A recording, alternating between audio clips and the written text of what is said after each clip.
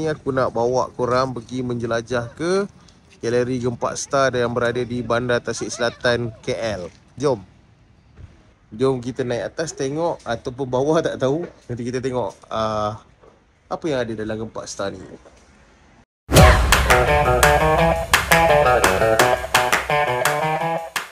Kita masuk dalam. Tengok budak-budak ni macam mana. Budak di campus.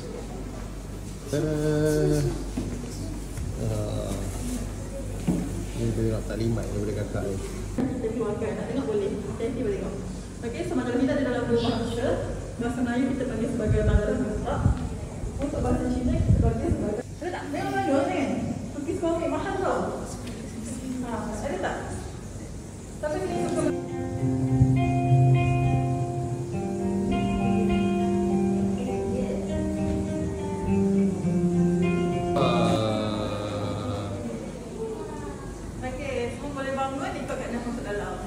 tangan kita nak pergi ke bilik ni.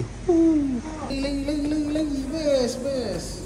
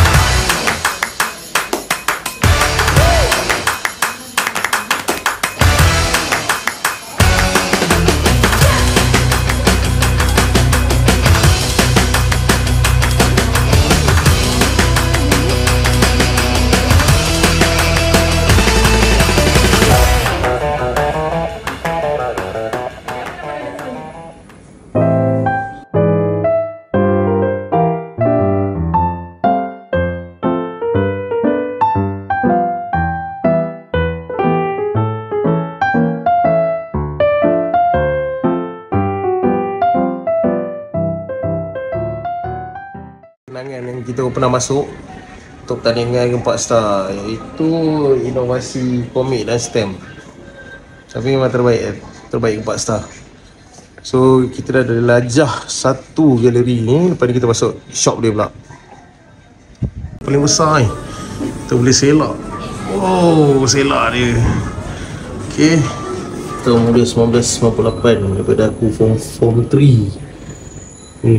This is the timeline daripada komik yang legend tu, ada 18 Gempak, sekarang terus berkembang menjadi sebuah komik yang mantap di Malaysia.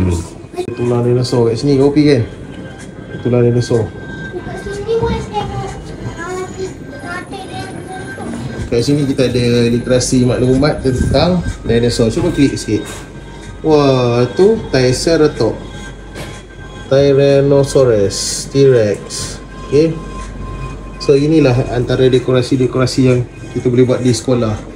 Kalau kita ada modal, boleh lah buat gempak-gempak macam ni kan. So gunakan untuk dekorasi Ains Gempak Star untuk kampus cilik. Apa yang kita ada di sekolah untuk menarikkan minat pelajar kita untuk membaca.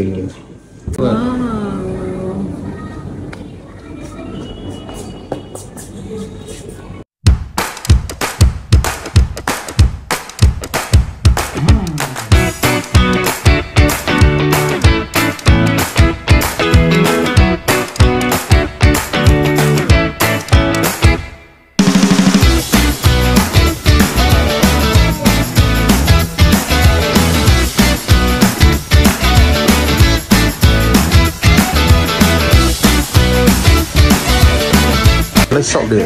So kita tengok apa yang ada kat shop.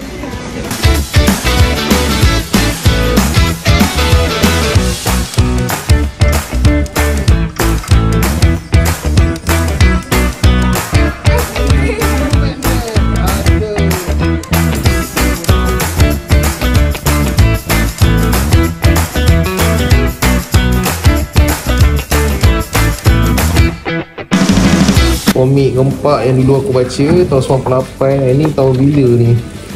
Dia ada kat sini. Alright. So ni dah lama-lama ni. Dia legend babe. Terima kasih Paksa. Apa? Follow, like, share dan buatlah semua tu. Thank you.